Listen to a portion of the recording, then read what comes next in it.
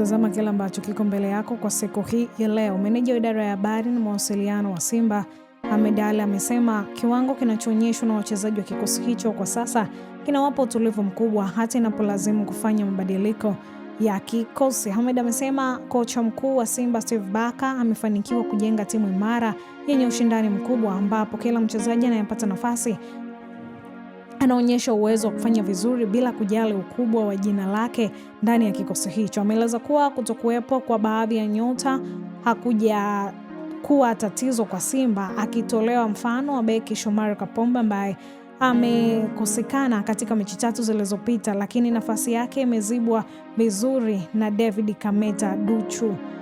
Hii ni mechi ya 3 Shomari Kapombe hayupo, lakini hakuna wasiwasi wowote, anayepewa nafasi yake David Kamote anafanya kazi nzuri na hata ameweza kuwa mchezaji bora katika mechi ngumu kama hizi. Amesema hayo Ahmed Ally, lakini amesema pia Simba inaendelea kuimarika kadri siku zinavyokwenda na sasa macho yao yote yameelekezwa katika kutimiza malengo ya kutoa ubingwa wa kombe la shirikisho la CRDB msimu huu. Akizungumzia kiwango cha kiungo mshambuliaji Clatous Chama, Ahmed amesema hakuna mchezaji anayeweza kumzuia nyota huyo kutimiza majukumu yake uwanjani kutokana na uwezo wake mkubwa wa kucheza kwa utulivu, kufunga mabao na kutoa pasi za mwisho. Hakuna mchezaji ambaye anaweza kumzuia Clatous Chama asitimize majukumu yake.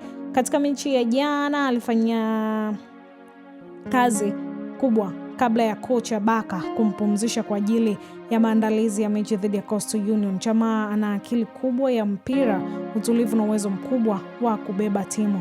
Akiwa pamoja na wenzake amesema hayo Ahmed Ally, lakini ameongeza kuwa hata mchezaji anayechangia kuchukua nafasi ya Chama aliweza kuonyesha kiwango kizuri, jambo ambalo linaonyesha wazi kuwa Simba ya sasa haitegemei mchezaji mmoja pekee, kwani yeyote anayepata nafasi ana uwezo wa kuisaidia timu yake kufanya vizuri zaidi. Hii ni Gift Online TV, endelea kusubscribe, kushare, kulike na comment ili uzidi kupata taarifa sahihi. Baki na Gift.